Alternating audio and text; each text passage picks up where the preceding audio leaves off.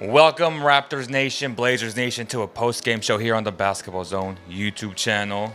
I got my boy Robert to break it all down. 118-113, Rob. Not the result Raptor fans wanted. They are now 0-4 with Pascal Siakam. I know you're going to kill him, and I'm going to defend him for a lot of reasons. But it was a very, very exciting game down the stretch. The Blazers made a lot of tough shots, and the Raptors just disintegrated in the last minute, I would say. Their offensive execution was garbage. But, yeah, what was your biggest takeaway of the game? Missed rotations.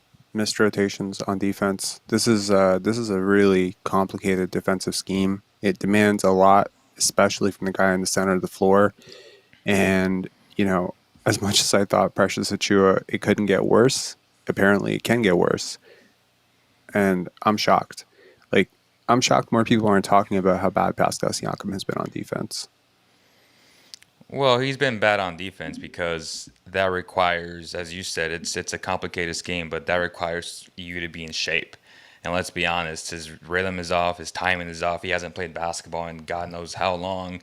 So I think you're being a little bit overreactionary. That's just how I feel. That's just common sense. Like, he's not in basketball shape to be doing everything. He had a lot of good moments down the stretch. He had a great stop on Damian Lillard. I wanted to talk about that, but then his teammates couldn't corral it and get the offensive rebound, which then led to, I think it was a C.J. I don't know what it was, but the point is, it's hard to guard C.J. and Dame, and when you get the stop, it's demoralizing when your teammates can't help you out and get the rebound. So that's that. I thought Pascal had a lot of good moments on defense. You did. I Okay. did, yeah. Especially in the fourth. Maybe not I early mean, on, but in the fourth he did. I mean, he I was mean, right look, there. I think I said it on one of the post game shows. You can't really judge anything with Pascal Siakam before Game 7, right? Back because of the rhythm, right? He missed For preseason, sure. right? And we have seen with a lot of players who came back from injuries who had to miss preseason that it did take 4 or 5 games. So I Not just understand that. preseason though, like the entire summer. No, that's fair. That's fair. And basketball shape is not running on a treadmill. It's Right. completely different. I get that. You're right. He hasn't played 5-on-5 basketball in 6 months. I get that. Right. Um, he's been surprisingly decent on offense. Like He's I've been seen good. worse. I've seen worse from him. He was a good facilitator today. So that's the positive. Right. What I find to be the negative, and again, if you're saying the guy's not in game shape, I'll believe that. 100% he's not in game shape. He's huffing and puffing every single time he goes out of the game. I Exactly. get that, right? He's grabbing his shorts, but if he's not in game shape, he shouldn't be playing him 40 minutes, Is that his right? fault or is that his coach's fault? That's his coach's fault for sure. But I will tell you this: I have not seen him go to the bench once where he's not cussing out his coaches. He is literally screaming, like you need to go. You need to go and watch the plays. Like he was cussing out the trainers. I think in the first game when he came out, he was cussing out Alex McKechnie. Uh, he. I think there was like one time when Nick Nurse went to go give him props or something when he was coming out of the game. He just ignored him and just walked past him. Every single time he gets pulled out of the game, he seems really agitated by it. But the reality of the situation is this is a team that won 5 straight without him, right? And a lot of guys had to adjust with him coming back. So as well as he has played on offense, and as much as he's been a facilitator, and he made some really great passes tonight. There was that one to Scottie Barnes underneath the basket. And the only thing I was thinking of is that play has been there all season. The difference is Precious Chua never sees it, and Siakam saw it. So that's great. That's awesome. And I think that this game was a lot better than his last game. Even though the numbers were so much better last game, I think this game he facilitated the ball. Even if the assists were really high last game, I think he kind of forced his a little bit too much last game. Hmm. Um, yeah, but tonight is just like uh, as much as people hyped up the Raptors defense, and myself included, because the potential is obviously there to have so many plus defenders who are switchable across so many positions, so much depth, defense first coach. There's a lot of reasons to be excited about the Raptors defense on paper, but this isn't NBA 2K. You actually have to you have to execute it. So the reality is this far into the season, the Raptors offense is actually ahead of their defense per their ratings, per the analytics. So why is the defense struggling? Why is the offense thriving? Well, honestly, the offense is thriving because the Raptors, well, they're not, it's not thriving. It's better than league average. The reason that's happening is because the Raptors just get more possessions than their opposition because they crash the offensive glass and they gamble a lot on defense. And sometimes you see those gambles, they don't pay off. A guy goes for a steal, he ends up at half court, the other guy gets a three. And it's like, it's the steal you don't get that costs an open three, right? And that's a huge swing, right? That's 2 points you didn't get going that way. And the Raptors gamble a lot. They don't play conservative defense. And again, it's arguable that with a team this young, right, you probably aren't going to win unless you gamble, right? So there's some merit to that. But at the same time, it's like you have to be solid in your rotations for this team to work because so much of their offense is going to come off of their defense. And there's good gambles and bad gambles. A bad gamble is going for a three, going for a steal, like on a gamble while the guy's dribbling on an elite ball handler. A good gamble is closing out a double and then trying to skip the pass on the gap when a perhaps not great passer is making a pass under a lot of duress. That's a good gamble. So the Raptors do get a ton of steals, they get a ton of deflections, and their offense is generated on that because, again, transition offense runs the regular season in the NBA, and teams that run usually tend to score a lot of points. But you can't really run if the other team just keeps scoring, and that's really what the Blazers did. I don't. I think most Blazers fans would probably tell you this is about as good as the Blazers have looked all season. I think Detroit Right. fans would tell you the last game that's as good as Detroit's looked all season. And if you're the team that keeps making other teams look really good, something's wrong with your defense. Well, the Pistons lost by a lot to the Kings tonight. They got just destroyed in the first quarter, and they never could recover. Uh, I told you before this show, it was an anomaly for the Pistons to hit all those shots, and we had Grant hit back to back, and then Cade hit another. So that was 9 straight points down the stretch. Where if they don't if they make one less, I think the Raptors potentially could win that game. But you mentioned a Isaiah five Stewart game didn't winning go 9 streak, for 11, right? Isaiah Stewart didn't right? go 9 for 11 against Right. you guys, right? That's the point. That's the difference. You have a center. Yeah, and then they shut down Jeremy Grant today. So every time the Pistons have won a game, Jeremy Grant has been a huge catalyst to their success. And the game plan today was to shut down Jeremy and let Cade just go ham. Like he had 25, 8, and 8. Great game individually, but they got destroyed. So that's irrelevant. Great game plan by the Kings, a desperate team, which the Raptors will face this Friday. I'll be there covering that game, getting Raptor fans some crispy footage on Scottie Barnes. But you mentioned a 5 game winning streak, and I'm looking back at the schedule to see who they beat in those 5 games. And well, they beat the Magic by 1. Magic aren't very good. They beat the Pacers, who are good, but they were banged up at the time, twice out of that. And then the next one was the Knicks. Again, Knicks are decent. And then they beat the Wizards. Wizards are decent. So what Wizards I'm aren't trying, decent. They're top of the league, dude. They're top of the East. The Wizards are like they've been number 1 or number 2 in the East all season. And the Wizards smacked us in the opening night. They blew us out. So I'm saying is like you can't call it that and then do you say, think the okay, Wizards will well, actually sustain it throughout 82 games? Because I don't. Like, I would bet a no, thousand dollars that they're not making no, the playoffs this year. no, they're not. But you have to understand when you face teams, right? Certain teams start strong, fade off. Certain teams are Of injured. course, We, that's we my we get point. that, right? So it's I'm making a grand scheme point. Is you said they won 5 games in a row without Siakam. The point is the Raptors would have just stayed and like at a level. Siakam gets him over the top once he's in shape. So there's gonna be growing pains. Is my entire point from this whole thing that I'm trying to bring up. That's my point. Like the Raptors aren't as good without Siakam. Make no mistake about it. It doesn't matter what you say, what anybody says. That's a fact. This guy is second best player on an actual championship team. That was two No, he years wasn't. ago. No, he wasn't. Uh, No, he oh wasn't. my He was not our. God. He I was mean, not he our had one second of the best best player. finals. He had one of the best finals out of like ever. That's like not true. ever. Dude, that's not true. That's He not true. Go check his finals numbers. He didn't get a Siakam didn't have single a great. finals MVP. Dude, okay, I want to deal with Well, what you just said Siakam. right there. So I want Siakam to deal wasn't with what good. you just said. Wait. Dude, So Siakam wasn't good. what you just said was he had one of the greatest finals ever, okay? And I want to I tell you mean, that he okay, had he was that very he did good. okay, he was very good Was he in good? Yes or no? he was That's my decent, point, though. but dude, what did you get? What did you just say about Cade? You stopped Jeremy Grant and you let Cade get going, right?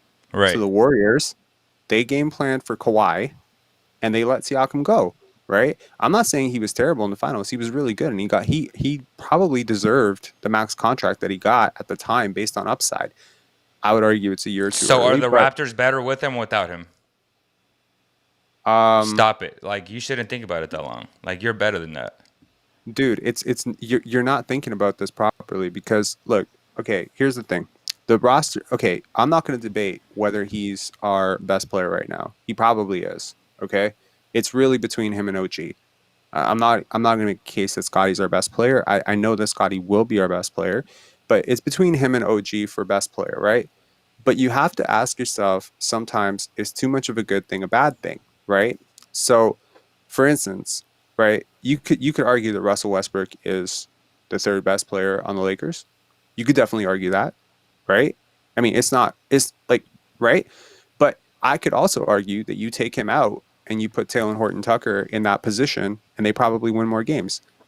I could also argue that, or I could argue that you keep Alex Caruso and don't have him, you probably better. But but you can't argue that he's not more talented than Alex Caruso. Of course, he's more talented than Alex Caruso, but this is a team game, dude. The Raptors traded Rudy Gay to your Sacramento Kings. You remember I that? remember that. I remember that. Okay, and we got back four players who were not better than Rudy Gay, and Hmm. we were destined for a fourth overall pick, and we ended up with home court in the playoffs after that trade, right? We went nuts. So what was the point of that? Well, ultimately, the ball doesn't stick, right? The Raptors are 27th in the NBA in assists. Okay, that's not all on Siakam. Obviously, he hasn't played enough for that to be all on him.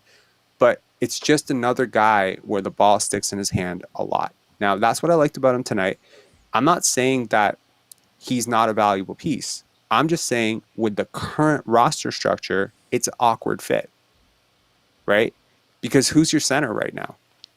Siakam's starting at center right now. Is he a center? Fuck no, That's man. He's he's but he's that's not he's on basically Siakam. Jeremy Grant. That's on Messiah, and that's on what's his name, his assistant. Honestly, I think what happened was I don't think they expected Scottie Barnes to be this good this soon. As high as they were on him, I think there was a certain expectation that he would come off the bench, right, to start. Right. And I think that there was some expectation that they would be able to bring him along slowly. I don't have any inside knowledge to say Siakam was on the block this offseason, but they went out of their way to reiterate that he's not being traded. So obviously they've had some discussions about it. Okay. He was in the rumor mill all offseason, right? So if this is one of those things where long term you really believe that Scottie, OG, and Pascal can be a front court, now I'll argue that one of those guys should move to the back court and Gary Trent can move to the bench.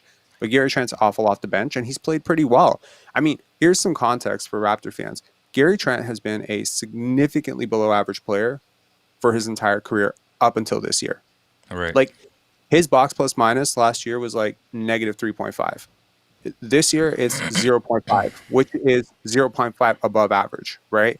His PER last year was below average. This year is 15.1, again, above average. And he had a good game tonight. He shot 50% from the field. So again, like Gary Trent has been a very positive surprise. I was very against us bringing him back, and he's played so much better than I thought was ever possible for him. And I still don't like him, but he's played better. So he's kind of worked his way into that starting lineup. So now Scottie's played really well. How do you move this guy to your bench, right? Does it kill his momentum? Does it feel like a downgrade? But the fit doesn't work, dude. None of these guys can play center. OG's not a center. Scottie's not a center.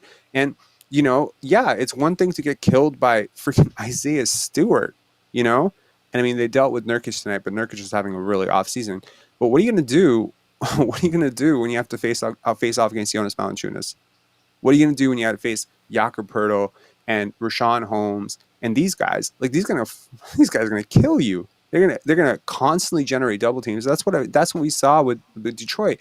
And people want to look at, okay, Andre Drummond. Did Andre Drummond really kill us? No, not really, because he only had 4 points. It's like, yeah, but man, the guy is just sucking in two defenders every time he touches the ball.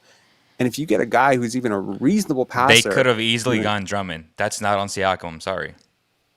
Nobody yeah, wanted but Drummond. Nobody wanted Drummond. Why didn't you go I out and don't get want Drummond? Drummond. I don't want Drummond. So But who my do you want point, then? Do you want like? I get what you're saying. Like the fit is awkward. The fit is awkward because the Raptors currently have a bum in Precious, who is super young, super raw. They have a Mhm. backup center in Birch. That's not Siakam's fault. So if he had just a decent starting caliber center, you can run OG, Pascal, Scottie, Van Vliet, and a decent center all day long, like without question. And you the bring fit is Gary Trent off awkward. the bench the same way the Kings have brought arguably one of the best shooters to ever live, and Buddy Hield off the bench. He's butting in, and guess what?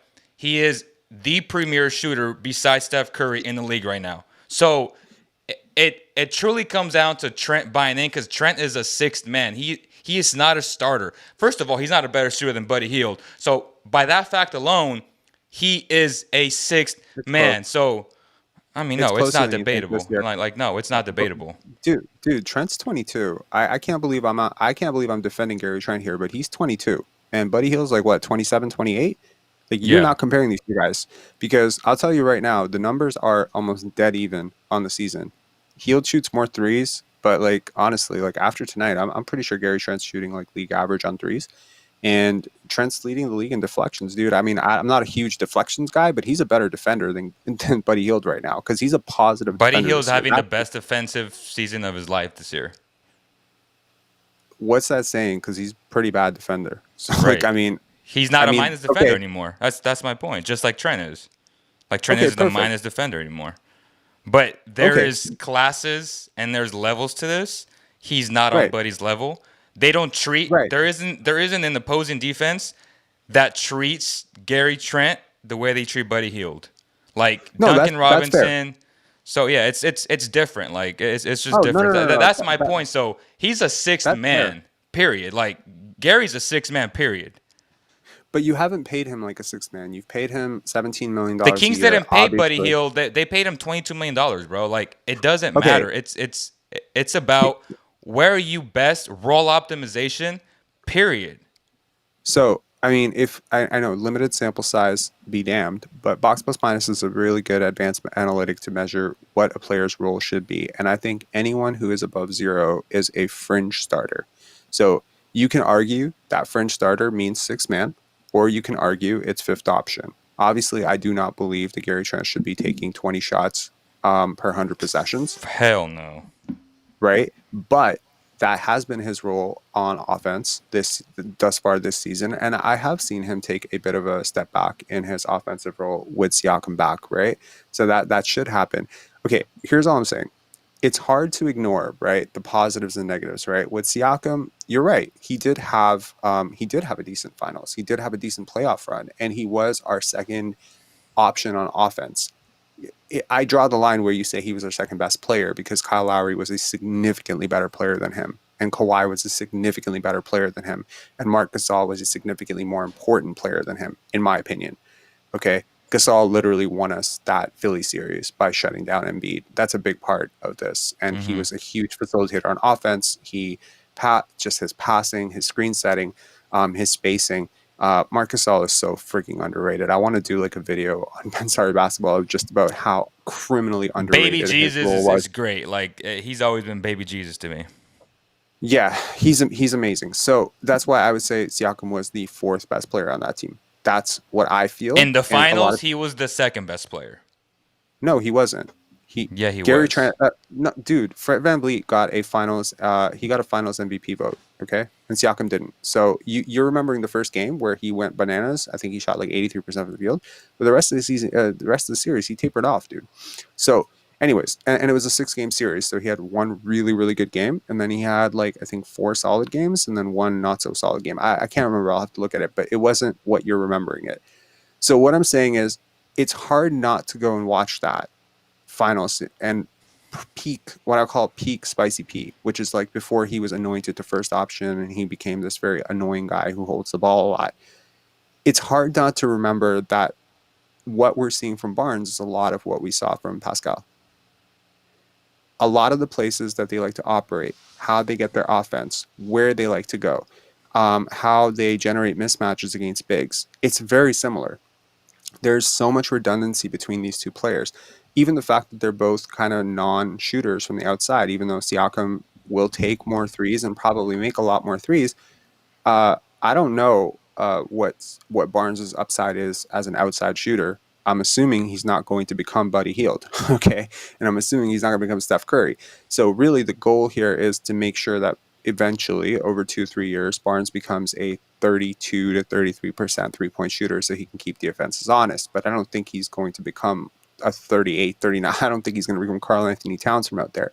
So ultimately you have two He guys can though. that He can, and Siakam and OG both developed under this same program in the Raptors. So I have hope for him. Nobody thought that he'd be shooting this well so fast. Just in that fourth quarter, like his mid-range shot is so smooth. I know they went back to back and he made one, he missed one, but like it's incredible to me how he can just post up, turn around, or just pull up on the dime. Like it's pretty impressive the things he's doing right now offensively. no, he's amazing, right? And you know, some people will say that it's way too soon to turn the keys over to him, right?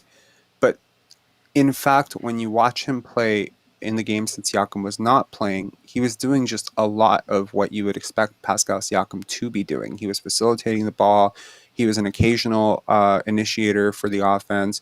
He would draw bigs out and then exploit them in space. He would get some post touches. I mean, basically, these two players are redundant. Just obviously, the upside argument is that Siakam is, I think Barnes will probably be about as good as Siakam is this year by next year. So really, you're going to be arguing between a 28-year-old max player and a rookie on his second year of a, pretty much 4-year deal. So I think that really the argument for Siakam or not is not that he's a bad player, or that he's not an all-star, or that he's not going to be a solid second or third option on some other team, is that ultimately at 27 years old, do you see the upside, so much upside in him as a player, that you would be willing to try and develop Barnes around him? Because that's the problem. And I want to bring it back for Raptor So fans you're to so something that, you're talking future tense. I'm talking right now this season. So when you yeah, but we're say not. they went on a 5 game win streak, that's a super small sample size against a lot of bad teams. So Okay. that's So what I'm trying what's to the say. what's It's what's the Raptors record like without this Siakam? What's the Raptors record right without now, Siakam? right now, No, no. Okay, what's their record right now? this season. Mm-hmm. Yeah, I mean they're 0-4 with him. So just No, no, no. minus But I mean, four, total. What's the Raptors record total this season? 7-8. 7-8. So that means that their record without Siakam is what? 7-4, and their Right. record with him is 0-4. Now you can say small sample size, but I'm a stats guy, dude. I study stats. That's not that small a sample So, do size. you Okay. trade De'Aaron Fox because he had a rough 13 games based on 13 games, or do you trade him on the fact that he averaged 25 points in a full season last year?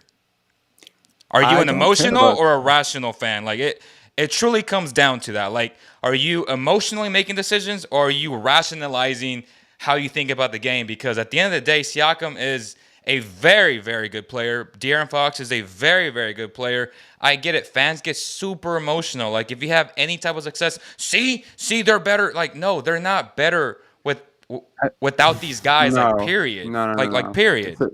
So I reject the question in the way that it's stated, because you said, is this guy good because he scored 25 points per game last year? And without context, points per game means nothing, right? Without context, rebounds means nothing. Well, I mean, why they are were we? two Why games are away from the playing game. So, and they had two 9 game losing streaks. If you cut one of them in half, they make the play-in and they potentially make the playoffs that year. okay? Like, it wasn't that far I'm not fetched arguing. from it. I'm not arguing that the Kings should move off of De'Aaron Fox. De'Aaron I'm Fox is the young player that you're building around. That's the difference here. What I'm saying is, if you have a player that is worth building around, then every roster decision you make going forward has to be oriented around that player's upside, right? And that player's peak. So if you have a 20-year-old that you believe, and I think you and I will agree that Scottie Barnes has top 10 NBA potential, right? Top 10 player in the NBA based on what he's already shown. Dude, I think there was a stat like a few days ago that said the only player to score as many points and rebounds on this percentage as Scottie Barnes as a rookie was Shaq. Okay. It's some pretty elite company. He's drawn some praise from some very elite basketball minds, including Kevin Durant, Jason Kidd. I mean, these guys are really high on him, and you and I are very high on him. So, what I'm saying is, if this guy is your future, then you need to evaluate every roster piece you have right now, including picks, including players, including salaries, and you need to ask yourself, okay, do we buy that this guy is our future? If we do, then we need to understand what our window is. So if you believe that he's ready right now to be a part of a championship contender, then you go all in. You trade your picks, you trade your expirings, and you try to get a center, right? That's one way to go, right? He's ahead of schedule, obviously. I could see him being a rotation piece on a I don't want to say title contender, but a threat to be a So do you contender. trade? Like Okay, so I get what you're trying to allude to or get to. Are you saying you want to trade Siakam before the deadline? It depends. So it depends on what's coming back, right? Do I want to trade him just to stopgap the center solution for another guy who's 27 years old? Maybe not, right? Would I trade him for a young player and a few vets? Hell yes, I would, because this is what you need to think about. Fred VanVleet is 27 years old. Pascal Siakam is 27 years old. I would consider these guys as leftovers of a prior era. They're guys who developed as a bench mob in Toronto. They exceeded any expectation that anyone had of them coming out of college. They've exceeded it to the point where they now earn a combined, what is it? Fred makes about 21. Pascal makes about 35. Like, that's crazy money for where they started, right? But if you believe that these two, as they currently are on this roster, and you know NBA locker rooms are egos, there's a lot of Right. testosterone in those locker rooms. So you're not going to sell Fred and Pascal that, hey, Scottie Barnes is the guy. He's going to be our number one option starting tomorrow. That's just not going to happen. They're going to continue to treat him like a garbage man on offense. He's going to continue to have to. I mean, the guy gets 3 offensive rebounds a game. Okay. He's basically generating his own offense in the flow of the game. He's not getting touches. I mean, you saw the most touches probably he's gotten since Siakam returned tonight, where they fed him in the post a couple of times. So I'm just saying they don't see this. I don't think the locker room is just going to turn the keys over to a rookie. So you have to initiate that for yourself. Now, I'll point to 2 examples in Raptor history where this has happened. Number one was that year with Chris Bosh, the year after Carter left, and it was like kind of clear that the marketing and the branding was going around. Okay, Bosh is our guy. And then we brought in this very trigger happy Mike James. Mike James, if you remember that guy, He's a nice. journeyman point guard, I don't like him, and I did everything in my media power as a young reporter back then to try and drive this guy out of town and make sure the Raptors didn't re-sign him, because the reality of the situation was so obvious that he just kind of saw this as a chucking opportunity to get a new contract. And the same thing happened with Bosh and Bargnani, right? So Bargnani came into the league, really promising rookie year, and then they decided they're going to build around both these guys, and they weren't compatible. They just weren't compatible. Neither one of them was a center. They were both power forwards. They were both slight of build. And so they asked Bargnani to put on 30, 40 pounds and become a center. He lost every advantage that he had. So right now, my fear is that if you try to put a square peg into a round hole, you turn Scottie Barnes into Draymond Green, yeah, sure, it could work, but you're kind of drastically limiting his upside by making him that type of player. I think he has more a Giannis light potential. And if you are seeing a Giannis light potential in this guy long term, then you got to look at it from that perspective and say, okay, what's the window? 2024, 2025 is when the Raptors should be looking at for Scottie Barnes hitting his peak and becoming championship contenders, which means if you do move off of Siakam, if you do move off of Fred VanVleet, you need picks coming in next year so that you can develop a young core around this guy. You need vets who are kind of over themselves and are willing to nurture this young guy, like Udonis Haslem. I'm not saying trade for Udonis Haslem, but Right. that mold, right? Guys who are not, because right now it's like this is the sixth youngest team in the league. There are a lot of guys who think that they're all stars, trying to prove that they're all stars, and they're young. You're not asking a 22-year-old Gary Trent to move aside for a 20-year-old Scottie Barnes. He's not going to do it. He's looking at his next contract. You're not asking Svi, hey man, you're on a proven contract, but yeah, be a team player. Everyone's looking out for themselves right now, right? Everyone's trying to, find a way, and it's like lost among this is a 20-year-old who is playing the right way all the time. He's not hunting all-star selection, and he's becoming an all-star by default, right? So I just see that if you look at this from a team building perspective, what did the Raptors do when they had Vince Carter? They committed to him. Good move, bad move, doesn't matter. They traded away Marcus Camby. They brought in Charles Oakley, right? Grizzled vet. They traded away the 5th overall pick, Jonathan Bender.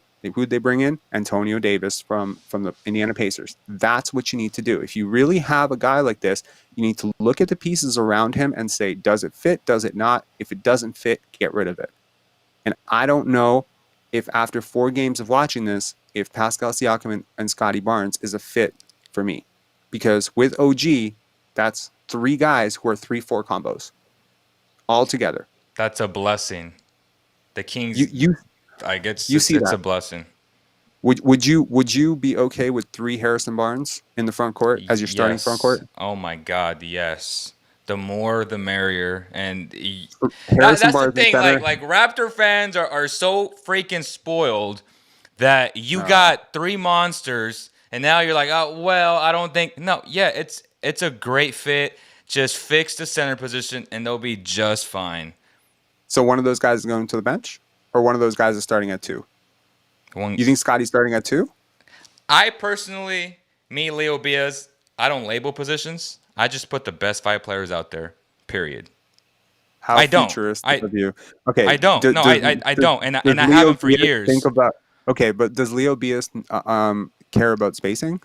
Because having Scottie Barnes with a non-shooting center creates a lot of spacing issues, especially when Siakam likes to ISO, Fred likes to ISO, and apparently now OG likes to ISO. First of all, OG, Fred, and Siakam can all shoot the 3-point shot, and we saw Fred do it again tonight. My boy had big balls, like he likes to say, and he hit some big-time shots. Unfortunately, Scottie Barnes unraveled in that last minute, and so did some of his other teammates. But, Fred did his thing tonight. And I know you like to hate on him, but, he was on tonight. He had 5 turnovers. Yeah, he was 50% from beyond the arc, though. No, he played well. This is not a game where I'm going to shit on Fred VanVleet at all, dude. I'm objective. I'm objective about this, bro. You got 3 monsters, and does someone move to the bench if that's what's best for the team to reach the peak, to reach the best version of the Raptors? So be it. Why are you already concerning about, this guy's feelings are going to get hurt, he gets paid X amount of money? Who cares? It's what's best for the team. And if Nick Nurse can't manage, that's what he is. He's a game manager of personalities. If you can't manage a 22-year-old second-round pick in Trent Jr., shame on you. Real talk, shame on you, bro. Period. But it's not even about whether or not Trent would deal with coming off the bench. He's horrible off the bench. The Raptors tried to bring him off the bench. So was Buddy until they put the low ego aside, and they're like, okay, well, it's all about the team. If you truly care about winning, no, it's true though. It's an ego thing, bro. He's not complaining about it. He just you know for a fact that there are certain players who have asked to come off the bench because they do better off the bench, right? Nobody asked, bro. That's a lie. Nobody will ever ask to come off the bench. If you ask Buddy Hield to come off the bench, if you ask Buddy Hield right now if he'd rather start or come off the bench, what do you think he's going to tell you? Oh, he would like to start. But I'm telling you for a fact that there are certain players who have asked to come off the bench because they prefer. Who? You want one name? Who? Vince Carter. At what stage? Okay, but context. At what stage of their career? 1 week before he was traded from the Raptors. Name He somebody has to come else. up. I I I have no context of that, but go ahead. Like recently, He recently, hated to play with Rick. who Dude, who you can't. The AAU era will not allow you to want to come off the damn bench. I'm sorry, bro. Like it, look, we're I'm not way privy. too immersed. I'm We're way not too privy to every immersed in. conversation, right? No, but it's true though. Nobody wants to come off the bench. Like that's You know common for a fact sense. that there are certain players who play better off the bench. You know that. Okay. That's a different What? conversation though. You're asking me, like you willingly asking your coach to come off the bench. Like you named Vince Carter back in I don't know how long that was, but I tell you what, 2004. nobody in the AAU era, like this recent era, will actually ask their coach to come off the bench. Even Marvin Bagley, who was trash, would never want to come off the bench. Because he's trash. That's why. Well, But the good facts. players understand.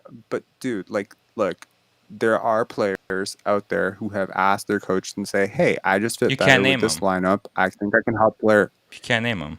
I can't. Andre Iguodala did Okay, not but ask. Let me tell you something, and this is a real story. Andre Iguodala did not ask to come off the bench. He didn't go to Steve Kerr and say, "Hey, Steve, you know what? I want to come off the bench." No, he actually bought into what Steve Kerr was preaching because Mark Jackson actually, true story, because I'm very close to that organization. Mark Jackson wanted him to come off the bench. He refused to do it. And then all of a sudden, when Steve Kerr comes in, he buys into it and then he becomes one of the better six men. Like, that's my point to you, bro. Nobody willingly wants to come off the bench now. Like, nobody.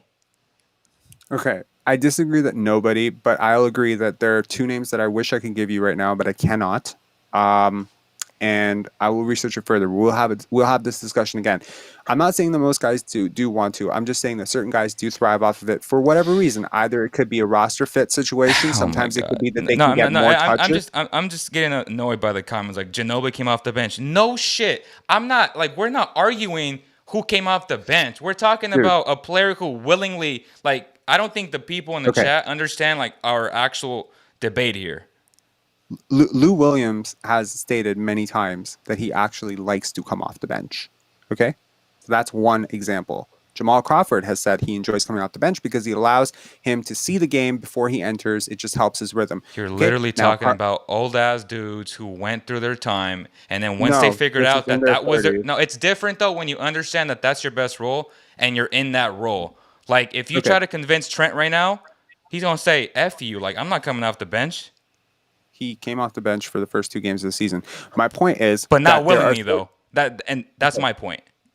look, man, all I'm saying is there are certain guys who do better against second units, not just I because that the agree. second units are worse. It's I also agree. because, and then there are some guys that just don't. Okay, and Trent obviously, when he plays with the second unit, he puts a lot of pressure on himself, and he's not with as talented teammates, right? So he can't play off guys' gravity, and he tends to struggle. So it's been a small sample size, but we tried to bring him off the bench last year, and it was a night and day change. I mean, we're talking like 20 points versus like 6 points. It was crazy.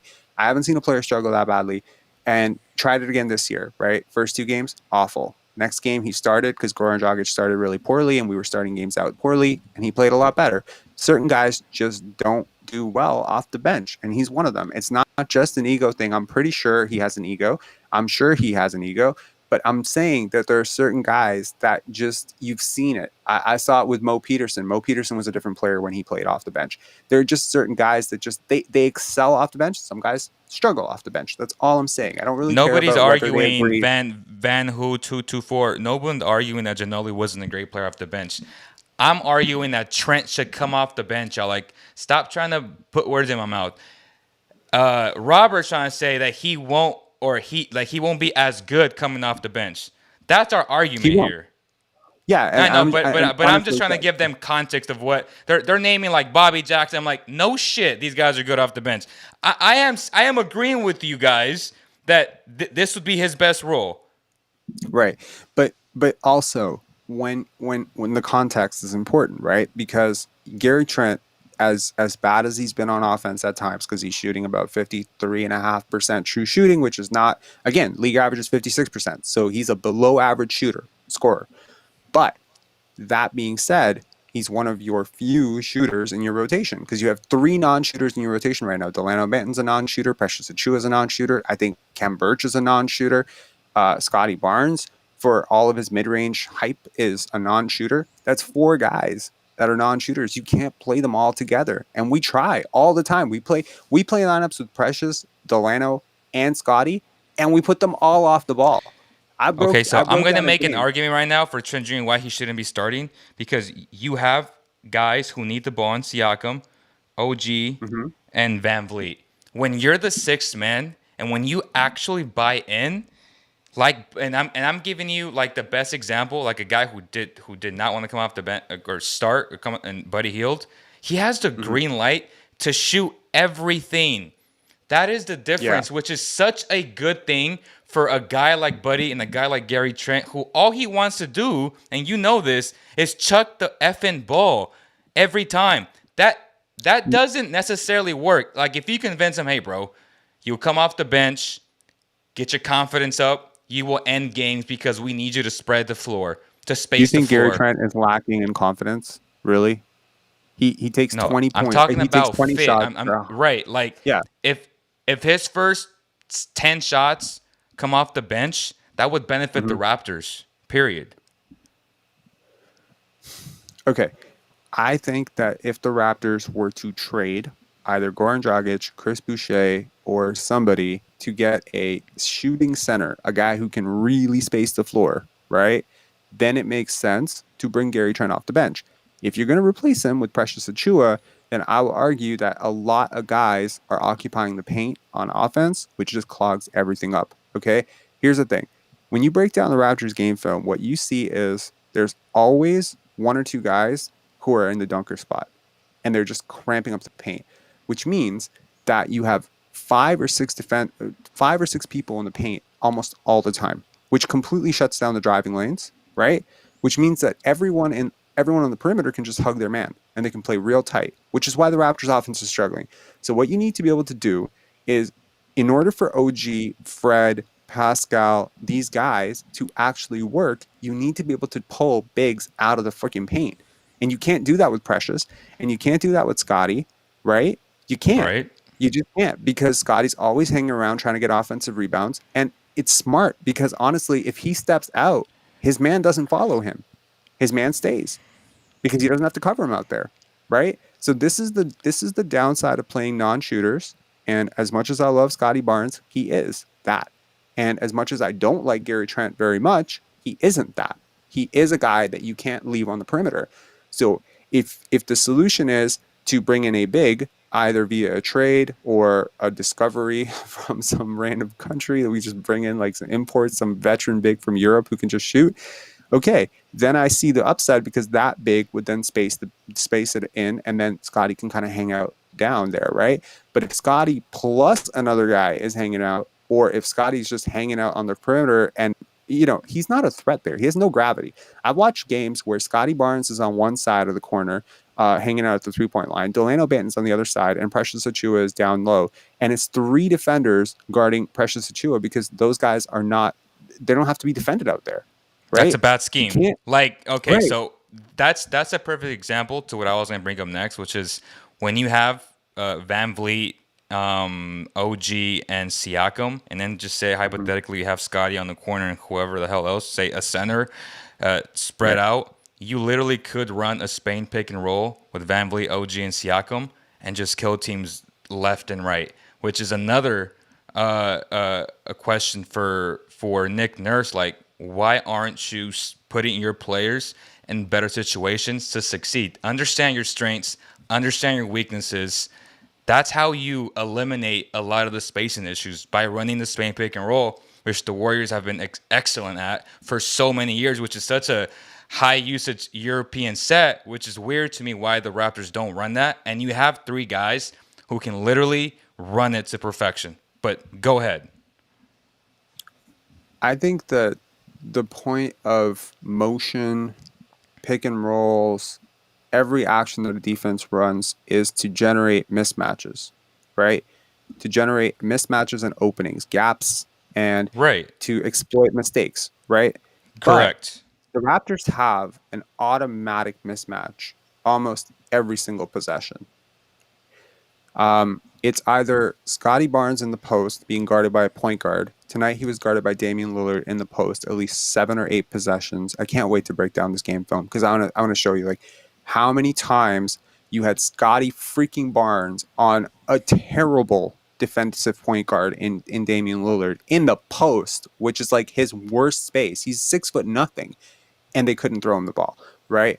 Instead, opting for contested twos, contested threes, like it's just stupid. So you can't throw it to this guy because the minute you throw it to this guy, what's going to happen is the defense is going to. You don't even need to run action to get it, or you have Siakam or Barnes or OG being guarded by a center, right? And that's just a clear out ISO, go to the rim, find the open man. It's not that complicated. You just need players with the discipline to score here, but this guy has a better option, right? I think that's. Are you bringing in a new guest? Are you bringing someone in here? No, I'm just gonna put out the link that if anybody, 15, 20 people that are watching, that they can literally click on the link and then join in as like a FaceTime. So we're opening it up to fans if you guys want to interact in this way. It's a pretty cool way. So, but go ahead. Yeah, so I think that this is just a basketball IQ thing, and I think tonight was probably one of the better games I've seen from the Raptors, even though they lost on offense. Defense was atrocious, but this was one of the better offensive games I've seen from the Raptors. To be honest, like I'm being 100% sincere when I say this, and largely it is because two of your lowest IQ basketball players were out, Precious Achiuwa and Chris Boucher. That Right. These guys are terrible. Like in terms of just offensive IQ, understanding spacing, understanding position on the court, they drag their man into the paint. Like every single, they'll see a wide open lane. They'll say, "No, screw it. I want to demand a post up right here." Man, good teams just don't do this. Good teams just don't do this. And so, so my buddy and I were talking today, and he was like, "You know what? Like maybe this is a play-in team, and you just need to accept it. Hot start or not, it doesn't really matter. This is a young team. Young teams rarely ever win. Rookies, even as good as Scottie Barnes, LeBron didn't really impact winning that much in his rookie season. Luka didn't impact winning that much. They were still in the lottery, right? Very few rookies have come in and been Magic Johnson, right? Most of them have been basically at best, they've improved their team like five positions, right? So I don't know. Like I think the talent is there. That's what's frustrating. The talent is definitely there. So Siakam, pretty much almost 40 minutes. 41 minutes for OG, 40 for Scotty, VanVleet 40, Gary Trent 40. That's crazy. I've watched basketball a lot, like every single day, and Nick Nurse is playing these dudes a lot of minutes. So does this scream this team has no depth, or is he just you know playing them too much in your opinion? I honestly think, and I've listened to his scrums really carefully. I think he does this because he wants these guys to get into shape. Like he wants them to get into game shape, and he's just going to run them until they can't run anymore, so that they can handle this kind of load, and then he'll lessen it. Like he'll maybe, like for instance, Fred VanVleet took that one game off, right? We saw him get that one game of rest. I think it's a little bit overblown. Sometimes fans go crazy. They're like, "Oh my god, this guy played 40 minutes," is like a really big thing. It's not that big a deal. I understand if it ends up if we end the year and they've averaged 40 minutes a game, okay, I understand. But there are certain nights where your bench just doesn't have it, right? Svi was, I think, negative 14 in like 8 minutes tonight. I don't care about on-off numbers. I just want to throw that out there for anyone listening. I don't care that much about it, but in 8 minutes, being negative 14 is hard to do. Malachi Flynn was, I think, -7 in like 2 or 3 minutes. So clearly, right, your bench just didn't have it. I think last game, Banton, who has been amazing, and you've covered him on this channel a few times. I think he was like -11 or -12 in very little minutes. So it's again like your defense is leaking oil. I think it's because sorry, not your defense. Yeah, your bench is leaking oil, and they just give up these huge runs. I think Goran Dragic could play today, man. He played really well in Fred's absence. I don't know why they're not using him, because he facilitates ball movement. He plays the right way. He obviously has that veteran experience. He's a steadying force. I don't understand the point of playing Fred VanVleet, especially on a night where he really didn't have it going for most of it, and just riding him for 40 minutes. I don't get that. And same thing with Siakam. Like, what are you trying to do? Get this guy injured? He just came back. He's not in shape. That's a I good way held to my get someone breath injured. like 3 times when he got tripped and all these crazy fouls down the stretch. I was like, oh fuck. Is he injured again? Like, and again, just to see, it's mind-boggling to see all these dudes played 40 minutes. That's crazy. But to your point about Banton, like, it's hard to get your timing and rhythm in 8 minutes. So to be fair, he's Okay. not really getting like a real chance. I mean, he goes to the G League and then he kills it. He comes back. Did you watch Uh, that game? He didn't really kill it. Let's be real. He scored 30 points, but he didn't kill it. I watched that game. He turned the ball over a lot. I mean, he Like scored a 30 lot, a lot. points. I mean, he scored 30 points. Okay, this is okay. I want to throw this out to your listeners here. If you're someone out there who follows basketball and you go to the barber shop and you want to talk ball and you be like, my guy scored 25 points, and the guy goes like, he's better than your guy who scored 18. Guys, stop talking about points. Stop talking about rebounds. Stop talking about assists. So are you saying that he Factor. gave up a lot of points or what? Not only did he give up a lot of points, he was. I would argue I don't think he was their best player that night. He played really well. Don't get me wrong. He played really well. But when it counted, when the game was on the line, David Johnson like carried them. He was amazing. To be Clutch fair, three. he's there to get his rhythm and his timing. He's not really there for the result. He's there for the process. So that's my counter argument to you. I think Banton was there honestly because I think they had a point guard injured and he was just filling in.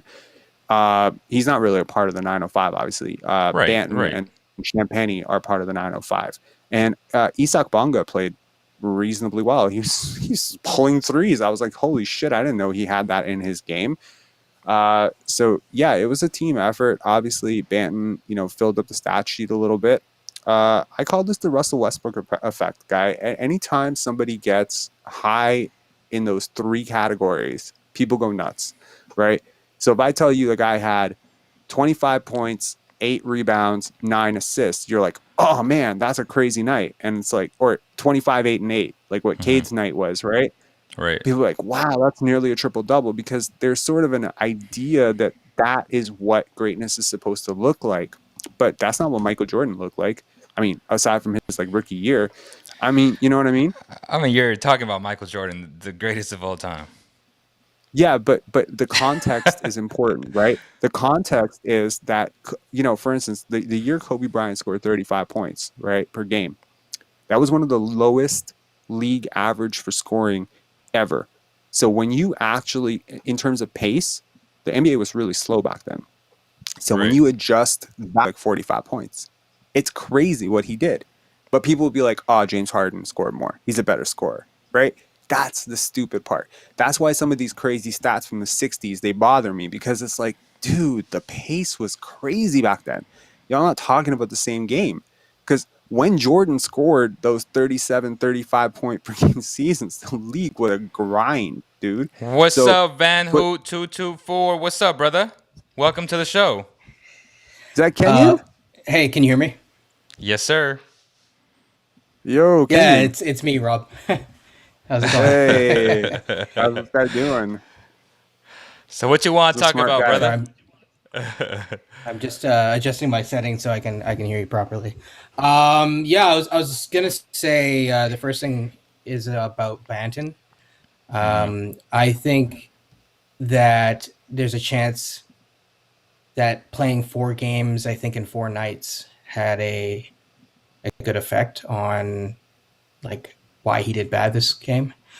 He's young, yes, but like that's a lot of minutes, especially Yeah, when you're playing big minutes on Right. the 905.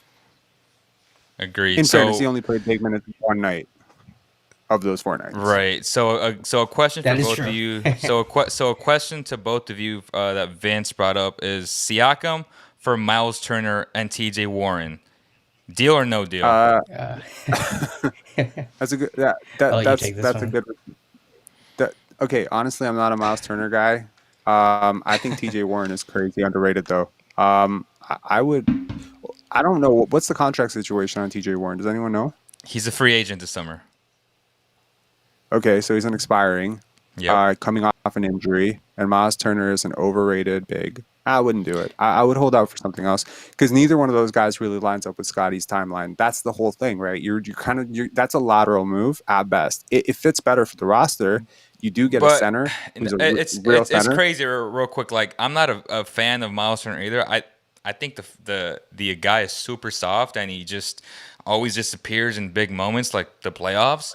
But the analytics, like the defensive metrics, has him as one of the best defensive players that we've seen in like the last, I don't know, 10 years. Like it's insane. No, they don't. Yes, No, they they don't. do. What Yes, they do. what defensive metrics? Complete your sentence without bringing up his blocks because he gives up so much on defense, dude. He gambles for crazy number I of blocks. agree. No, but the metric. No, I'm agreeing with you. But I'm just telling you, like, go Mhm. on B-Ball Index, and the metrics Mhm. show it's like I'm like, how if my eyes tell me that he's always getting beat on the perimeter? Like, bro, the analytics are in his favor for some crazy reason. Yeah, I think there's one of these things where analytics have to match the eye test and Right. contextualize, right? So, Agreed. like for instance, analytics would say that Speed was our best player through 10 games. You, And for that's an whatever outlying reason, liar. think he's Yeah. the worst. But you think he's the worst player in the world, right? So like, He's because you not shit on good. him all the time. He's not good. Yeah, but No. I think he's good. But the analytics and the eye test are somewhere in the middle. So he's not as bad as you think he is, and he's not as good as the analytics say he is. But he is a very good rotation player in the NBA based on the numbers, and the numbers will even out. So the thing with guys who get big block numbers, right? So I made a post in the Raptors group the other day about what is like the most valuable player type, and I think you and I will probably both agree that the primary jumbo initiator is probably the most valuable player type, right? That's your Luka, Giannis, hopefully Scottie, that kind of guy, right? But when we're thinking about like what's the second most valuable player type, Draymond, like a big who can drop, right? And switch. That's incredibly valuable, right? Every championship team, go back and really think about it, in the last 10 years has had that player. Even if you want to count the Cavs with Tristan Thompson, he's decent. He's a decent drop big. I mean, decent switch. to be fair, Draymond offensively is probably their second most important player, in my opinion. Oh, what's going on with your sound? Am I hearing this or are you hearing this? Leo, you hearing this? I heard it too. Yeah. It's like a squeaky. Yeah. It's like a. It's not Oh, even a sorry, squeak. You sound like Darth Vader, dude. Oh, Draymond Green. No, yeah, man. Actually, no. appreciate- You sound I'll like switch my. I'll switch my please sound. do. I'll switch my sound. Bro, this has no racial context, but you sound like Dikembe Mutombo right now. For real. That effect is Dikembe Mutombo. I think Draymond. Okay. Oh my god. Okay. They said that Miles Turner fits. That Miles Turner fits the Siakam timeline. He's only 25. He's 25? Yeah, and he only has 2 years left on the deal. Yeah, I still don't like it. I think again, like But he's that not solves a big that huge can issue switch for the proper. Raptors. Like he's a, fringe, And like starter. Like well, I take that back. He's a starter. he is definitely a starter. I just Yeah. don't like the fit. And see, again, like, okay, guys who shoot the three, he doesn't shoot that three that well. He's not Karl Anthony Towns from out there, right? Like he's not Right. 39% from three, right? He's a reasonable 3-point shooter who takes way too many shots from three. He's super inconsistent. I don't like his motor. I don't like how many hate his rebounds he gives motor. up. Right. And, again, like I don't think that you win with players like that. I really don't. I don't think he'll ever win anything as a starter. And agree. that's not a hot take. That's just me. And I kind of, I'm starting to feel the same way about Karl Anthony Towns. We were on the Warwick Report and we were talking about, so we had this debate show. It was like an hour and a half a few days ago with Prab Warwick on the Warwick Report. And I had made this post about like how many teams would Siakam be first option on, right? And I honestly said he'd be first option on 2 in the whole NBA. Who? which would be Orlando and San Antonio. That's it. Because there's no other team in the league where I can really say, okay, 100% he's going there, and they're making him first option day one. You can argue maybe Pacers if they feel, but I don't see him as a first option over Sabonis. And that's the closest it gets, because like the next one is New York with Randall, because none of these younger teams are like gonna compromise Cade's development or Evan Mobley or Jalen Green's development for him. So it's like at that point you're like, are you like you making a guy your first option when he wouldn't be first option on any other team other than San Antonio? That to me seems like that's a value. That's a value thing, right? And then when we started to look at the real numbers, we debated Karl-Anthony Towns versus Siakam, and holy shit, the numbers are so in favor of Karl-Anthony Towns. And yet, I don't feel that I would rather have Karl-Anthony Towns on this team. He's an awful defender, though. Like, your eye test will always. He's not awful. He's terrible in switches because he can't move laterally. He's actually an above average post defender. But there just isn't a lot of post defense to be played in the NBA. Everything's switch and drop, right? So Right. at the end, but he Right. can drop. He just can't switch. So teams force him to switch, which is why he looks bad. But if you had a defensive scheme with like 4 positive defenders around him, you could probably hide him a little bit better. I think his over reliance on shooters, but you realize we're talking about a unicorn offensively with Karl-Anthony Towns. Like his box plus minus is nuts. Like close to MVP level. His true shooting percentage is insane for a guy who shoots 8 threes a game. He's the greatest shooting 3-point. He's the greatest shooting center in NBA history. So would you trade Van Vliet, Siakam for Russell and Cat and 3 firsts? Are you crazy? I'd do that deal in a heartbeat. Are you? Wow. So And the Raptors are would we give giving up. the 3 firsts? Yeah, the Raptors would give up 3 firsts, Van Vliet, and Siakam for Russell No. and the. No, I wouldn't do what? that. Why? I wouldn't. First of all, is my sound fixed? No, it's not. No, you. Oh shoot. Hey, next time, brother. I appreciate you though. Yeah. Hey, fix your audio. Shout out to him, though, man. Great. I think it's just. I think it's the internet. I think his connection might have been weak. If anybody wants to call in, the link is in the bio. We'd love to hear from you guys and join the conversation. So you wouldn't do it. Why? Okay, I like D'Lo more than probably most people do. I think he's super underrated. Yes, I agree. We agree on a lot of things. He's actually good, but people give him a lot of shit. They do, and I've seen him in a system that actually works for him in Brooklyn. He looked awesome. That being said, I think that as much as I shit on Siakam and Van Vliet, they are two-way players. Siakam, for all of his shitty defense in the last 4 games, at his peak, he is a two-way player. And I don't necessarily think that D'Angelo Russell and Karl-Anthony Towns have too much interest in playing defense. They're not great defenders. But would they buy into the Raptors culture? I think they would. I don't know about that. I mean, they're pretty, I don't know about, like, so I respect Nick Nurse for being a very creative coach. I think he thinks outside the box, and I really respect his his ability to draw up X's and O's and sort of feel his team out. And despite what happened tonight, manage rotations and just I think he understands the game in a really interesting way. But there's another side to being a coach, which is managing egos. And I've heard some stories about him and Kawhi. I've heard stories about him and Siakam. I think it's really difficult as a young coach who doesn't have, a playing background in the NBA and or, 10 years in the league to really command respect from guys who are really over. You know what I mean? It's really hard. Right. So, you know what I mean? Like it's one thing to come in like Steve Kerr, where like you're, you're a former GM. You've been around the game for so long. You're a marquee name, right? You're part of those NBA title championships with the Bulls. Like there's just a lot of cachet that comes with that. Where I think you kind of get the respect of the locker room pretty early.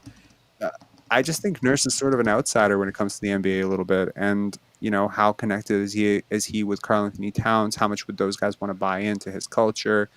I don't know.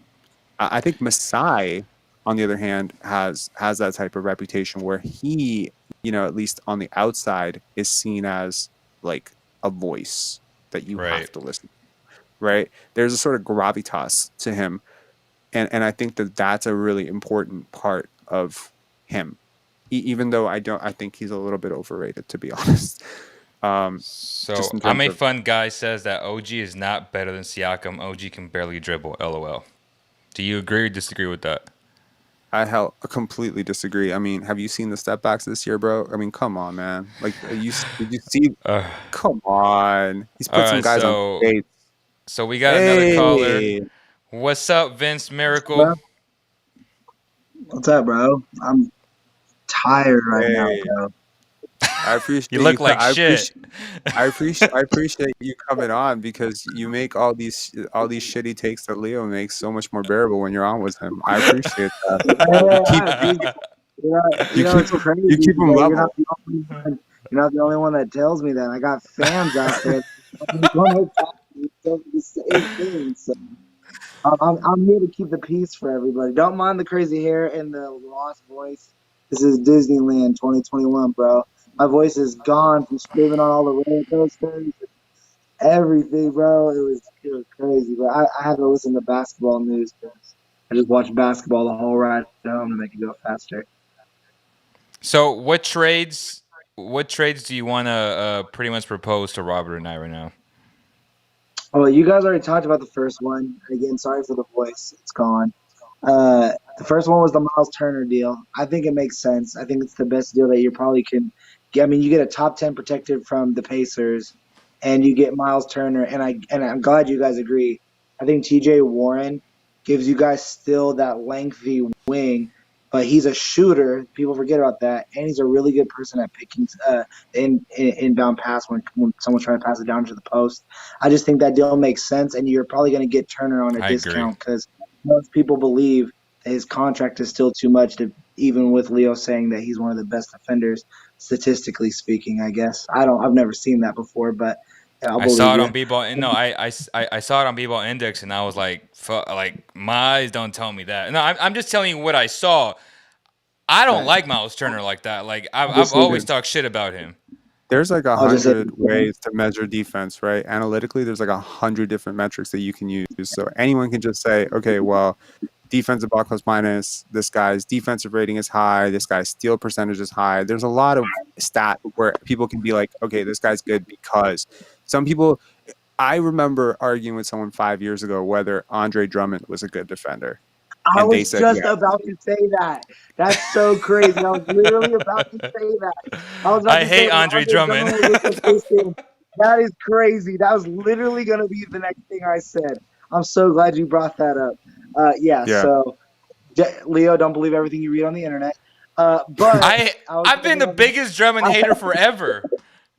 but I was gonna say I think Turner he's a little overpaid. I will give you that, but he fits what the Raptors need. I'm a huge Raptors fan from away because they're the first team I get to watch, and they're the most entertaining because I like Scottie Barnes.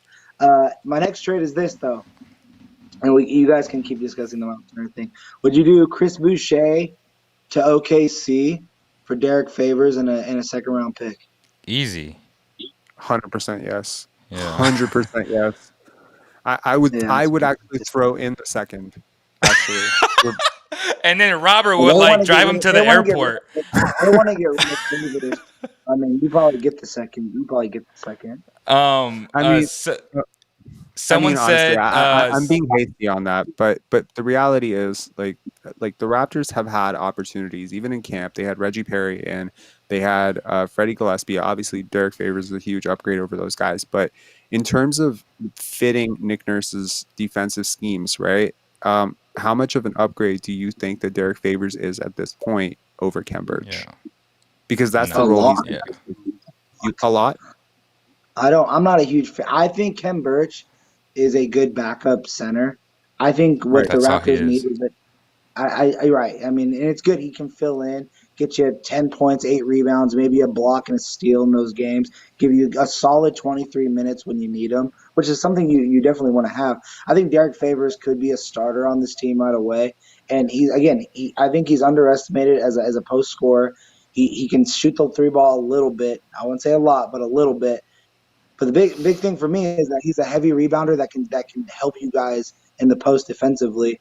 But the biggest trade I think you guys should go after, like I said, is Miles Turner. Just because when I think of the Raptors and how they won their championship and just how Nick Nurse likes to have his defense, and Leo and I were talking about this not that long ago off air, was the Raptors always had that guy that could bail them out. It was Serge Ibaka, Jonas Valanciunas. Back in the day, it was like an Ed Davis or something like that, where there was just a long, lengthy guy that can block a shot for you. And I think that's all they – because when Gary Trent and even Fred, they like to like press so heavily, they get beat if they don't get that first initial stop.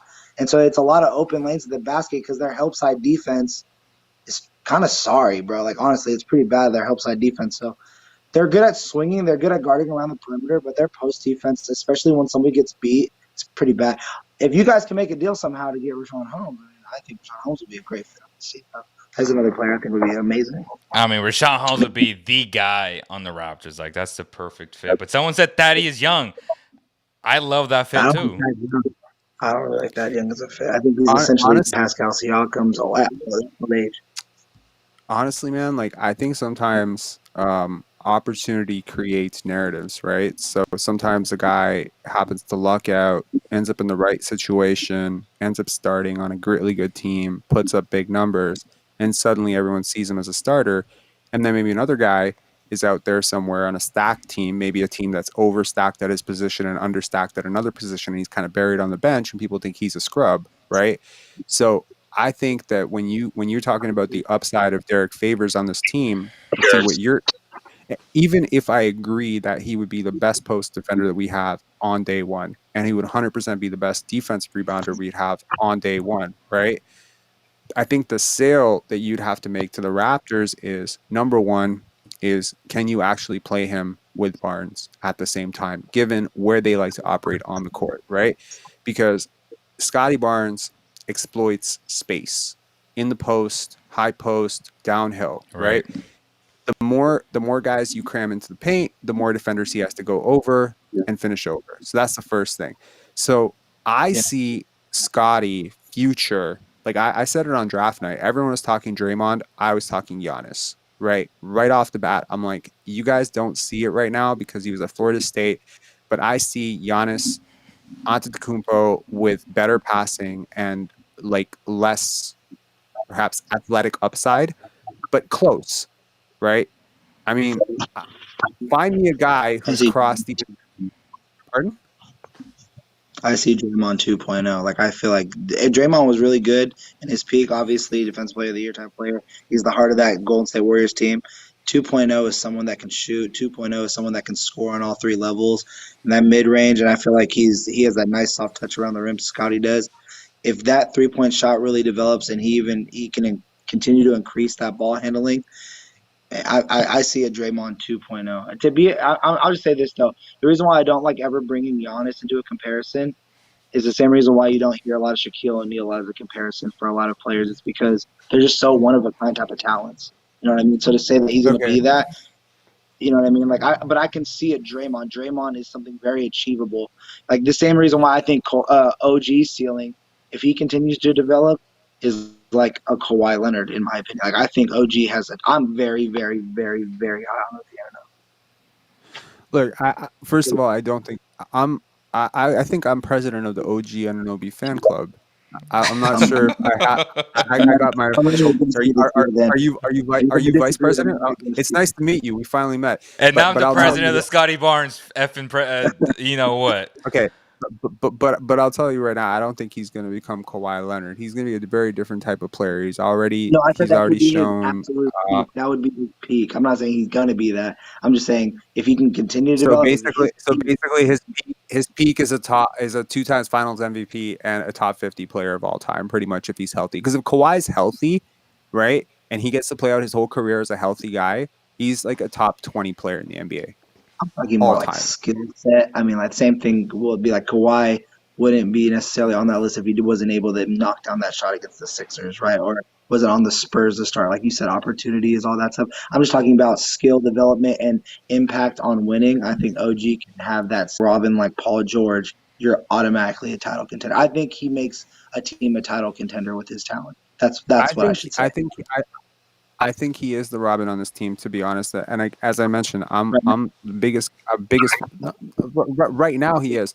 But look, okay, so here's the thing: when you make the comparison of Scottie Barnes to Draymond Green, right? Which is really it's I would say the most popular comparison that's ever been made to any draft prospect. I heard it 150 times all year. Cool. I heard it, when he was at Montverde, right? He's Draymond 2.0 because he has all these little intangibles, right? But here's the things that, in my opinion, make him a lot closer to Giannis, right? So when you talk about athletic upside, right? You say, okay, well, he can score on 3 levels. Okay, well, he's a 3-level scorer now. Well, you're no longer talking about the same player. Draymond is a master facilitator and probably one of the greatest defensive players of all time. I don't think Scottie Barnes is going to be one of the greatest defensive players of all time, and I definitely don't think that he's going to be he's going to be like a tertiary facilitator the way Draymond was. Nor is he. But You I don't think Scottie will understand. be one of the best defenders ever? No, I don't. Oh, Best defenders ever, dude. No. Um, like what Draymond, I mean, again, it's fit, right? I remember talking to Kevin O'Neill back in 2004 about how they built the Pistons defense around Ben Wallace. They made Ben Wallace a superstar, dude.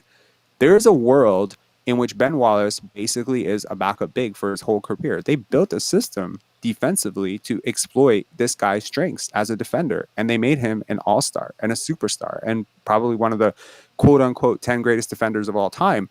But again, systems matter, right? So Scottie right now, to me, is showing elite defensive potential. I mean, we're far and far away from him being one of the greatest defenders of all time. What I will tell you, however, is I think he has the potential to be a top 10 player in the NBA. And the reason I say that is because the way that he's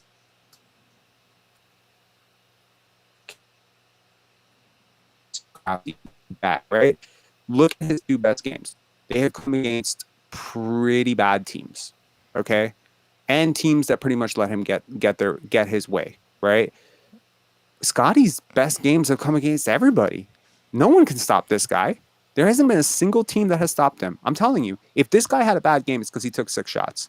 Like if he takes 10, 12 shots, he's pretty much 17, 16 points, 8, 9 rebounds, 3, 4 assists, solid defense. How many rookies do you know who can come in and do that on day one? How many? Because I like through the first 7 games, and they stacked up pretty well to LeBron. They stacked up well to Carter. They stacked up well to Tim Duncan, dude. This guy's in pretty crazy territory. Now, you can say small sample size, maybe he'll fall off a cliff. I'm not seeing any signs of that. I'm seeing a guy who's basically 5th option on offense and is managing to put up 20 and 10. A lot. He's led this team in scoring, which is full of ISO dominant chuckers. Okay. Everyone on this team is looking for theirs, except for this guy. He's the one facilitating. He's the one passing up a dunk that he has for a 3 that somebody else has. He's the one making the extra passes, and he's still finding his way to get 18 points. Just imagine what is going to happen when the ball actually runs through this guy, okay? Because what's actually going to happen is this guy's going to give you 20, 25 points. He's going to dominate the post against opposing wings who are just too small to deal with him. He's going to pick defenses apart as a passer. And I'm sorry, when you're talking about that, you're not talking about Draymond anymore, dude. That is a completely different conversation. You are talking about prime Scottie Pippen. You are talking a different level of offensive player. Because, like, again, Draymond, 6'5", dude. 6'5", on and below the rim finisher. Like, when you start talking 6'9", 7'5" wingspan, 7'4" wingspan, Michael Jordan hands, that's no longer Draymond. I mean, like, when we compare a player to Steph Curry, that player isn't 7 feet tall. Right? One time, like sometimes you look at the strides, right? Like look at Draymond's strides, those little strides that he does. Scottie cleared the court in 3 dribbles, coast to coast. Never seen a player do it in my life. Someone showed me a clip of Giannis doing it. It was on a Greek court. Yeah. Yeah, hold up. I muted you, Vince, because there's hella like hella annoyed. I don't know if it's your cell phone or not, but go ahead and make your last point. I was blown away by how fastly entertaining that was. That was, I mean, yeah, the potential is there. I mean, I'm a fan of Scottie Barnes. You're right. I mean, he could be. Yeah, it's just so hard for me to say something like Giannis like that to me. But I've never seen someone get so energized. Oh, well, other than myself, I mean, I do it a lot. Other than myself, to see someone just get so energized talking about basketball the way that you did, it was.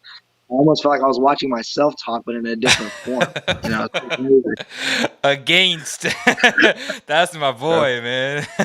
that's cool, man. I'm glad I we're all part of this little community here. That's really cool, man. I enjoy watching your stuff too. I really do. Like Oh, all right. I Hey, you Vince. have some you have some you have some people that I do not enjoy watching. No offense, Leo, but there are some guys.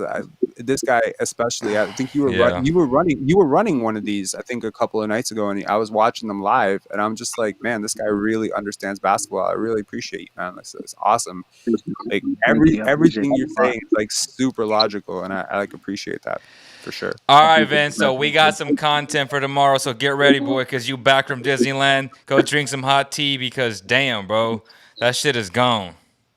Don't judge me, bro. Fucking Splash. Sorry for cutting it. Splash Mountain had me screaming, bro. Super. Uh, All right, man. That was Vince Miracle. Shout out to him. If anybody else wants to call in, make sure you do it in the next 2 minutes because we're about to end this shit. And yeah, we've been on for an hour and 21. We've had a good turnout. I mean, for first live in I don't know how long. We typically Robert takes care of the 3 takeaways, but we decided to go live because we're in the West Coast time. Well, also it'll be fun, Rob, because potentially Friday. you, me, and Vince. I'll be at the arena, so watching Scottie Barnes firsthand. So that's going to be fun. And so I'll have that perspective. And obviously, it's always fun to watch on TV because you see other things. There's a lot of distractions in the game. And you know this. It's tough, right? But, it's going to be fun. I can't wait for that. If anybody else wants to call in, I just put the link in the comments right now. Again, have your audio ready because it does get loud. But any final thoughts, Robert, before we get somebody in or just end this? Yeah, my final thought is, this is definitely a year to construct, build for the future. And, I know you don't like Brian Windhorst. I know you don't. I read your comment, right? Mm-hmm. But I like what he said, right? He And said I tend something to. obvious, though. It's not that obvious. It's not that obvious. There are a lot of people in this league that would definitely say that Siakam is worth building around, and instead he was like, yeah, that's a solid second, third option on a good team. But he made the point that every move you make from this day forward has to be with Scotty's fit in mind, right? And Who's saying to build around Siakam, though? so right now, if you and I agree that these two players aren't compatible, and we probably don't, right? But if they're not compatible and one of them is kind of like taking touches away from the other in the exact same place on the court, you kind of have to say, okay, well, nice to see you, Siakam, but like, let's see what we can get here. Like, I know we've entertained a few trade packages for Siakam so far, right? I Mm-hmm. think my ideal trade package would have been the Warriors, honestly. Um, Wiggins and picks would have been great.